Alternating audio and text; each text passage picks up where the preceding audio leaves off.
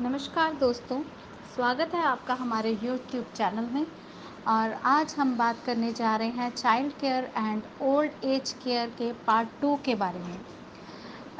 हम इसमें आपको बताएंगे कुछ ऐसे महत्वपूर्ण क्वेश्चन आंसर जो कि कनाडा इंटरव्यू एम्बेसी वीज़ा में पूछे जाते हैं और जिनके उत्तर आपको ज़रूर पता होने चाहिए। तो आइए जानते हैं इनके बारे में। तो सबसे पहले हम बात करते हैं divide childhood according to age. Childhood में जो आप एज हैं उन्हें आप कैसे डिवाइड करेंगे? तो इसमें दो तरह के जो हैं चाइल्डहुड में एज को डिवाइड किया जाता है। तो पहला है अर्ली चाइल्डहुड और दूसरा है लेटर चाइल्डहुड। तो जो अर्ली चाइल्डहुड है वो है 3 to 5 ईयर्स यानी कि 3 से 5 साल तक के बच्चे को, और लेटर चाइल्डहुड जो है वो है 5 से 11 साल यानी कि 5 to 11 ईयर्स तक के बच्चे को। और उसके बाद what is the stage called after childhood, यानी कि जो 3 to 5 years early childhood, 5 to 11 years later childhood, और उसके बाद का जो पीरियड है यानी कि आफ्टर 11 ईयर्स के बाद हम क्या कहेंगे, उस स्टेज को हम कहते हैं अडोलसेंस। तो इसका आंसर है अडोलसेंस। तो आइए आगे जानते हैं what are the characteristics features of an infant. तो जानेंगे इन्फेंट के करेक्टरिस्टिक्स फीचर्स के बारे में। तो उसका जो साइज़ है, साइज़ के बारे में अगर बात करें, जैसे कि मैं आपको एग्जांपल देती हूँ कि जो वेट है उसका होना चाहिए मिनिमम 2.8 केजी, यानी कि जो एक न्यू बॉर्न बच्चे का जो वेट है वो 2.8 केजी होना चाहिए या फिर 2.5 किलो तक होना चाहिए। हाइट 50 सेंटीमीटर्स तक की होनी चाहिए। स्किन सॉफ्ट एंड पिंक होनी चाहिए। मसल्स जो है वो एक अनकंट्रोल्ड वे में होते हैं। बोन्स आर सॉफ्ट, बोन्स जो होती हैं बच्चे की सॉफ्ट होती हैं, और उसका जो हेड है वो बॉडी लेंथ, उसकी बॉडी लेंथ का 1/4 होता है। आइज़ मूवमेंट भी अनकंट्रोल होती हैं, और जो नेक है उसकी वो छोटी होती है। आगे जानते हैं how new born develops into the little independent infant. तो इसका आंसर है with his birth cry lungs inflate and respiration begins, यानी कि जो एक इन्फेंट है वो उसकी डेवलपमेंट कैसे होती है। तो जानते हैं जब बर्थ हुआ, आफ्टर बर्थ बेबी जब क्राई करता है तो उसके जो लंग हैं वो इन्फ्लेट होते हैं, यानी कि उनमें जो गैसेस एक्सचेंज हैं वो होनी स्टार्ट हो जाती हैं लंग्स में। तो बच्चा जब सांस लेता है तो ऑक्सीजन इनहेल करता है और कार्बन डाइऑक्साइड एक्सहेल करता है, यानी कि रेस्पिरेशन जो है वो स्टार्ट हो चुकी है। सकिंग मूवमेंट्स स्टार्ट होती हैं, यानी कि बच्चा जो है अपना मिल्क जो है वो सक करना स्टार्ट कर देता है। और उसका जो रेस्पिरेशन रेट रहता है एट बर्थ टाइम वो होता है 40 to 45 minutes per minute, 40 to 45 breaths per minute. ठीक है दोस्तों। तो आगे अगर हम जानें how many types of emotions, emotions के बारे में यहाँ पे बात की गई है। तो इमोशंस में देखिए दो तरह के, जैसे कि प्लेजेंट और अनप्लेजेंट। तो प्लेजेंट में जॉय, सेटिस्फाई और रिलैक्स्ड। अनप्लेजेंट में एंगर, फियर और कंफ्यूज। तो ये इमोशंस जो हैं वो दो टाइप्स के हैं। आगे देखते हैं how many types of adjustment a child makes, यानी कि बच्चे को कितने तरह की एडजस्टमेंट जो है वो करनी पड़ती हैं। एडजस्टमेंट टू टेम्परेचर चेंजेस, यानी कि सर्दी गर्मी जो टेम्परेचर में चेंजेस हो रहे हैं उनमें एडजस्टमेंट।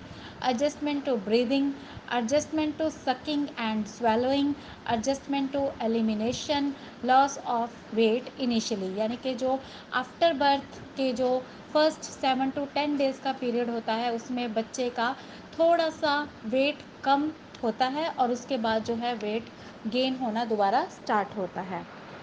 आगे बात करते हैं मोटर डेवलपमेंट्स की। तो मोटर डेवलपमेंट है क्या, जानते हैं इसके बारे में। What is motor development? The development of control over the body movements, यानी कि वो डेवलपमेंट जो बॉडी मूवमेंट्स को कंट्रोल करती है।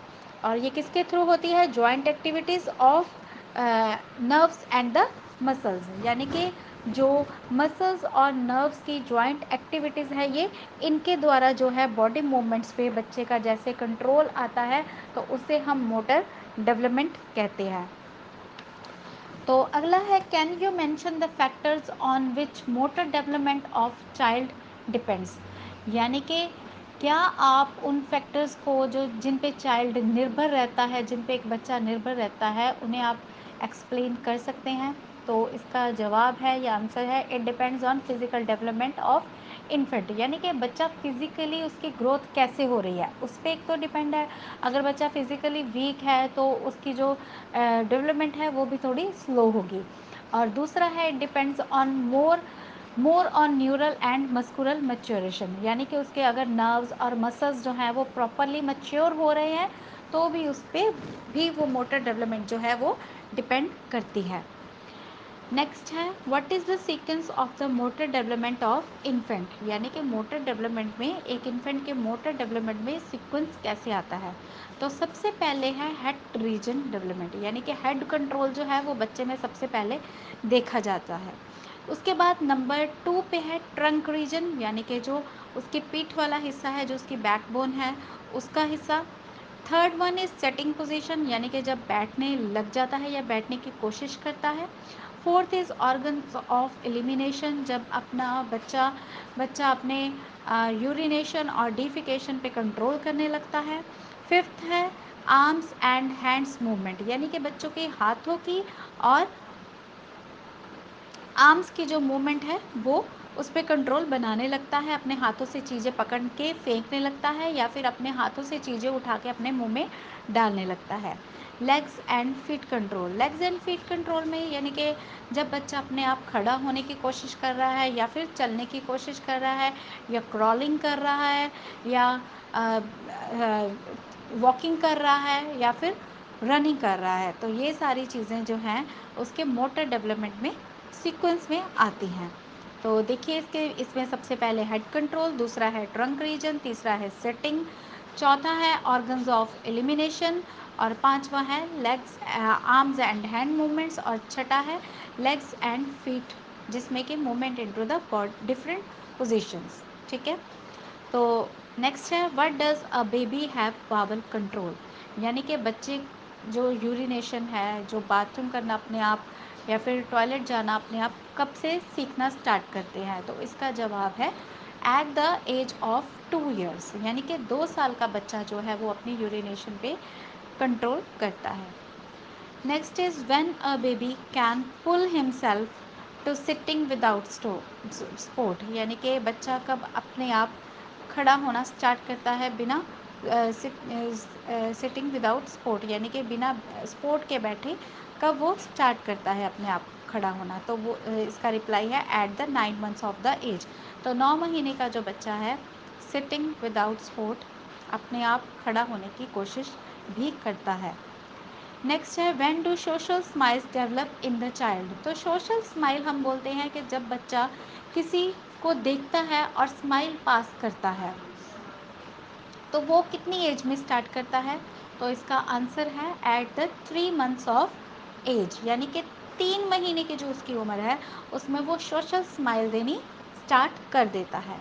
Next is when do babies go for trying cycling, बच्चा कब साइकिलिंग स्टार्ट करता है, बच्चा कब साइकिल्स चलानी स्टार्ट करता है। तो इसका आंसर है at the 3 to 4 years of age, यानी कि 3 से 4 साल तक का बच्चा जो है साइकिलिंग स्टार्ट कर देता है। नेक्स्ट है, what are the basic requirement of language development in children, यानी कि लैंग्वेज डेवलपमेंट, लैंग्वेज सीखना जो है बच्चा उसके लिए बेसिक रिक्वायरमेंट्स क्या है। तो उसके लिए सबसे पहली चीज़ जो है वो है फिटनेस या फिर फिज़िकल रेडीनेस टू स्पीक, यानी कि बच्चा जो है वो फिज़िकली फिट होना चाहिए और रेडी होना चाहिए फिज़िकली बोलने के लिए। दूसरा है मेंटल रेडीनेस, यानी कि बच्चे का जो माइंड है वो भी इतना एक्टिव हो कि वो सीखने के लिए तैयार हो। थर्ड है a good model to initiate opportunities for practising, यानी कि बच्चे को सिखाने वाला जो हो वो स्टार्टिंग में एक अच्छा जो रोल अदा करे वो हो। फोर्थ है मोटिवेशन, यानी कि उसे मोटिवेट करना चाहिए। And fifth one is guidance, यानी कि बच्चे को किसी की गाइडेंस की ज़रूरत है। अगर बच्चे को कोई सिखाएगा तभी वो है बच्चा जो है उस लैंग्वेज डेवलपमेंट स्किल जो है उसके अंदर आ पाएंगे और वो बच्चा उस लैंग्वेज को सीख पाएगा। एंड द नेक्स्ट है when does vocabulary develop in a child, एक वोकेबलरी कब डेवलप करना शुरू करती है बच्चे में? तो इसका जवाब है बच्चे में वोकेबलरी यानी कि एक या दो वर्ड जो है बच्चा 2 साल तक की उम्र में बोलने सीख जाता है। जैसे उसे पानी चाहिए तो वो पानी बोलेगा या फिर वाटर कहेगा। आगे है when does the baby start sentences making. तो इसमें देखिए दो तरह के सेंटेंसेस लिए गए हैं एक इसके रिप्लाई में। वन वर्ड सेंटेंसेस जो कि बच्चा 12 टू 18 मंथ्स की एज में स्टार्ट करता है, यानी कि वन वर्ड कि एक वर्ड, जैसे उसे बाहर जाना है तो वो कहेगा बाहर, जैसे उसे गर्मी लग रही है तो वो बोलेगा गर्मी। तो ये 1 से 1 साल तक की उम्र से लेके 1.5 साल तक का बच्चा जो है वो वन वर्ड सेंटेंस यूज़ करके अपनी बात को एक्सप्रेस कर सकता है, अपनी फीलिंग को एक्सप्रेस करेगा। और दूसरा है कंबाइनिंग वर्ड्स, यानी कि 2 या 3 वर्ड्स को मिलाकर बताना स्टार्ट करेगा। जैसे कि उसे भूख लग रही है तो वो कहेगा कि खाना खाना है, या फिर उसे पानी पीना है तो कहेगा कि प्यास लगी है। तो वो 2 साल तक की एज तक जाता जाता स्टार्ट करेगा। नेक्स्ट है when do the teeth appear first in the child, यानी कि बच्चे में जो दांत निकलने कब स्टार्ट होते हैं? तो इसका आंसर है 8 मंथ में। 8 महीने तक की उम्र में बच्चे के जो दांत निकलने हैं वो पूरी तरह से शुरू हो जाते हैं।